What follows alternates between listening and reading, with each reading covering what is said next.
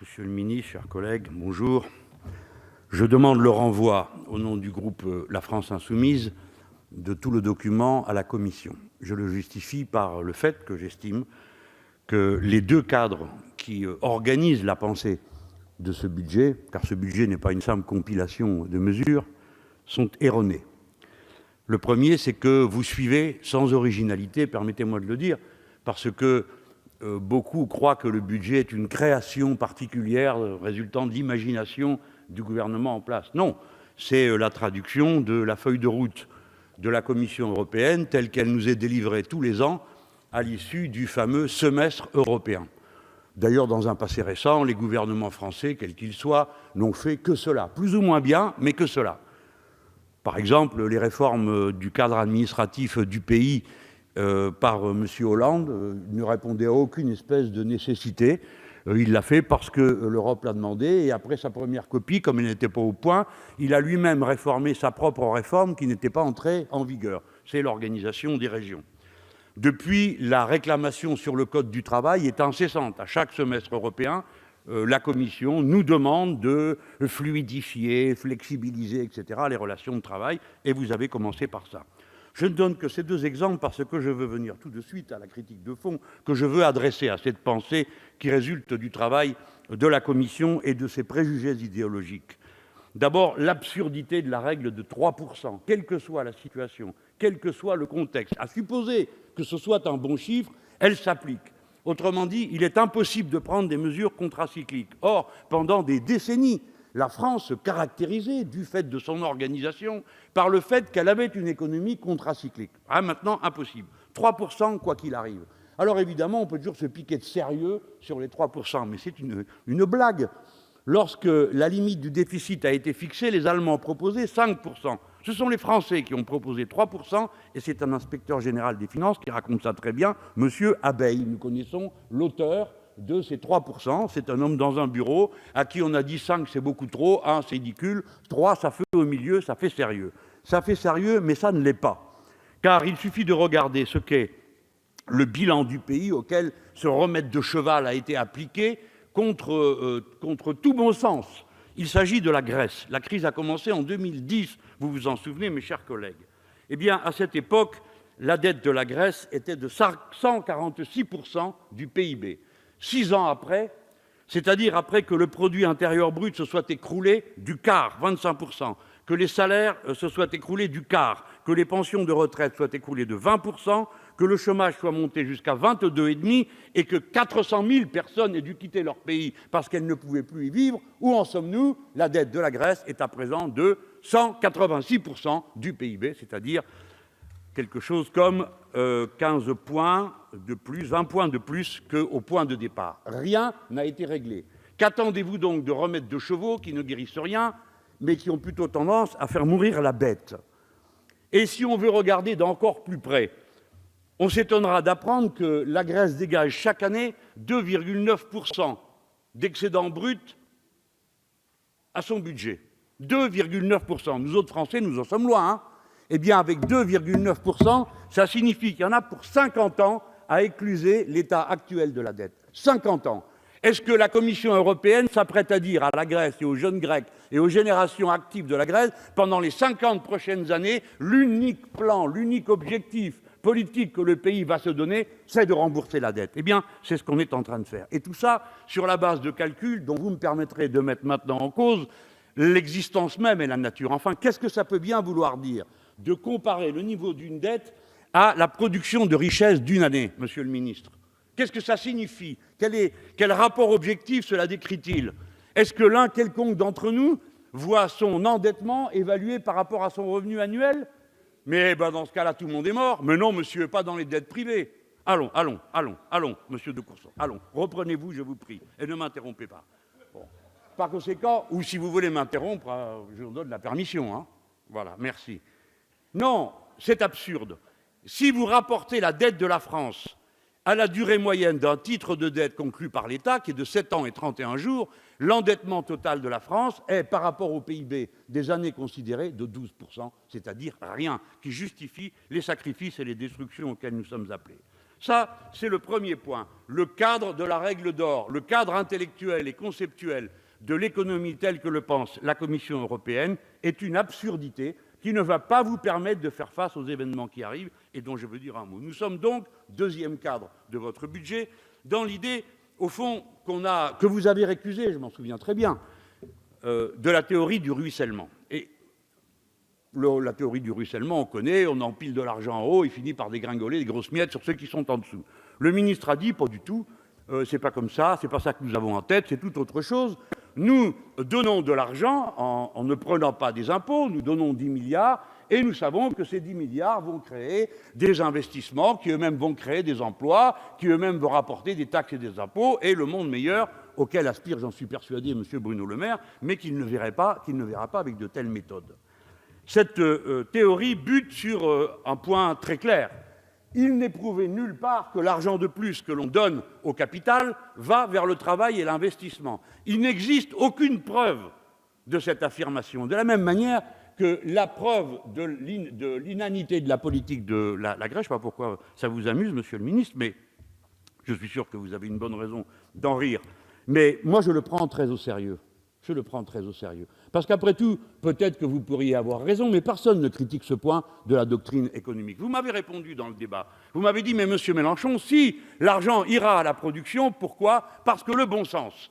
Voilà, et vous avez mis en avant, je m'excuse, c'est dans les débats. Or, nulle part on ne voit trace de ce bon sens. Et même aujourd'hui même, c'est-à-dire après que la loi de finances soit quasiment acquise, les investisseurs en France, selon le journal L'Opinion, dans son édition de la fin de la semaine dernière, les investisseurs en France ont décidé de ralentir leurs investissements pour l'année 2017 et ne prévoient rien pour l'année 2018 parce qu'ils estiment que la capacité de production et les outils de production sont déjà utilisés au maximum de leur capacité. Ça veut dire qu'ils n'attendent absolument rien venant des décisions économiques qui viennent d'être prises, qui sont de leur rendre 10 milliards. Cette théorie part de l'idée que le marché, au fond, voit l'allocation naturelle de la ressource au bon endroit et au bon moment. Ça, c'est l'ancien capitalisme. C'est le capitalisme rénant, c'est celui qu'on a connu pendant les décennies de la fin du précédent siècle. Mais il n'existe plus. Le capitalisme de notre époque, c'est d'abord une énorme accumulation disproportionnée dans la bulle financière, sans aucun rapport avec la production réelle. On le voit, ça s'est développé d'une manière fulgurante à partir des années 70. Et la décision de M. Nixon, le 15 août 1971, d'annuler la contrepartie du dollar en or, si bien que les États-Unis d'Amérique ont commencé à imprimer des billets sans aucune limite, du moment que leur monnaie servait à régler le commerce mondial. Et depuis cette date, on est passé de 20 milliards d'échanges financiers par jour à aujourd'hui, 2016, ce sont les chiffres dont je dispose, 5 000 milliards de dollars par jour. 5 000 milliards de dollars par jour. C'est-à-dire 115 fois chaque jour le montant du commerce annuel total. Si cela ne décrit pas l'existence d'une sphère financière absolument coupée de toute réalité de l'économie productive, alors qu'est-ce qui le démontrera? Jamais. La bulle boursière qui en est suivie, c'est-à-dire une accumulation de richesses sans cause, est elle aussi considérable. Nous sommes passés de 1 400 milliards en 1975, c'est-à-dire peu de temps après la décision dont je viens de vous parler, à 65 000 milliards en 2017. Entendez bien ce chiffre, car il est supérieur au pic de la capitalisation boursière qui existait lorsqu'a éclaté la crise de 2008, qui a été un éclat dans la bulle, qui a produit la crise la plus grave depuis 1929, selon les déclarations de nos responsables politiques, le président Sarkozy, mais également le président des États-Unis de l'époque. Eh bien, aujourd'hui, nous sommes à un niveau supérieur. N'importe quel journal économique ou journal qui traite de la finance vous fait la démonstration que nous sommes dans un état surcritique. Et c'est le moment que nous avons trouvé pour, avec nos petits seaux, aller encore grossir l'océan de cet argent fictif. Si cette valeur boursière a été multipliée par 45, mes chers collègues, en 30 ans, 45 fois, pendant ce temps, la production réelle, elle, n'augmentait que de 3,5 fois. C'est assez clair. Oui, un océan de papier flotte au-dessus de nos têtes, une bulle gigantesque englobe l'économie réelle, et c'est elle qui donne le rythme. Ce n'est pas la production réelle. C'est bien pourquoi le danger est extrême et il ne faut pas aller l'augmenter. Or, je vous l'ai dit il y a un instant, les investisseurs ne se préparent pas avec l'argent qu'on va leur donner à investir, et au cours des années qui viennent de s'écouler, ils ont fait le contraire. Et cela se comprend, ce n'est pas un complot, c'est qu'il est plus facile d'accumuler sur la base de l'argent placé dans la bulle financière qu'il n'est de le faire dans l'économie réelle. C'est la raison pour laquelle les entreprises du CAC 40 distribuaient autrefois 33%. Autrefois, c'est l'an 2000, c'est pas si vieux que ça.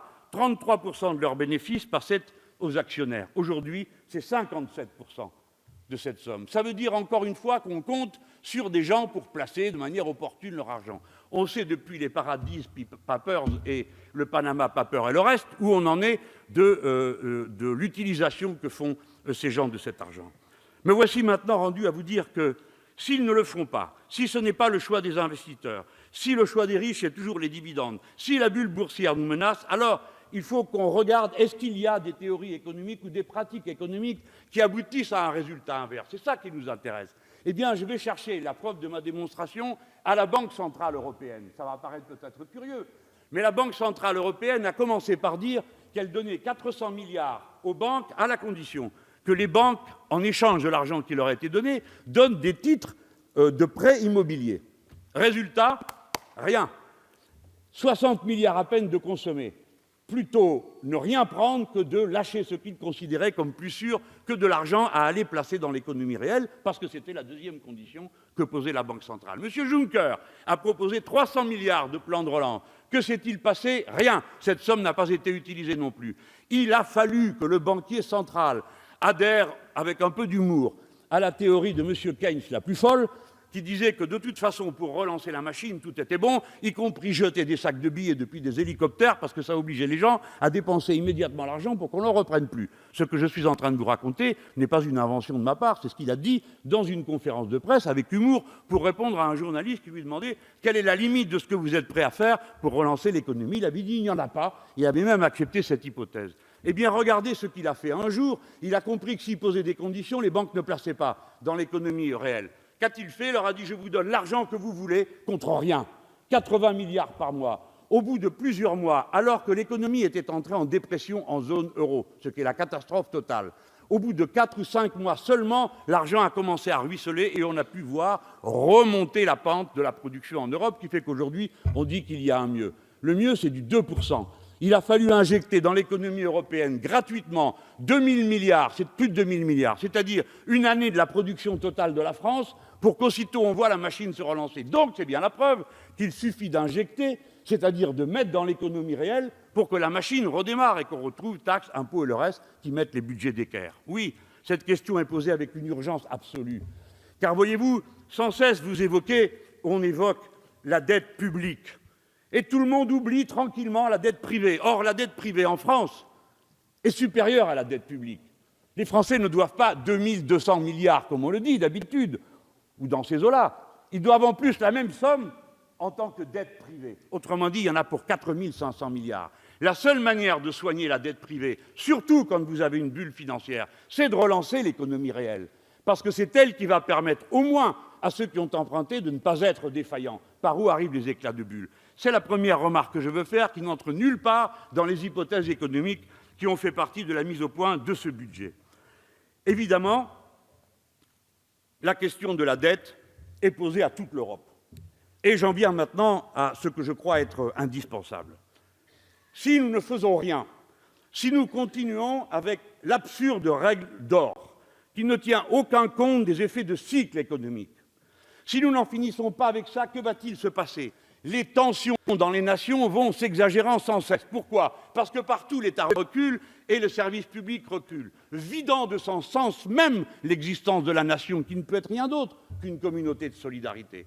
Il faut régler la question de la dette, parce que c'est en son nom que ces politiques de coupe claire sur les services publics sont faites. C'est à cause d'elles que démarrent des processus qui conduisent aux manifestations de ces absurdes 60 000 voyous d'extrême droite en Pologne, ou que se déroulent des crises d'identité nationale comme celles qu'on peut voir en Espagne et partout ailleurs. Il faut arrêter cette machine à perdre et à tuer. Il faut l'arrêter, et c'est la raison pour laquelle j'estime qu'il faut qu'il y ait en Europe une conférence de la dette. Je demande qu'on me démente si ce que je dis ne tient pas au moins à l'addition.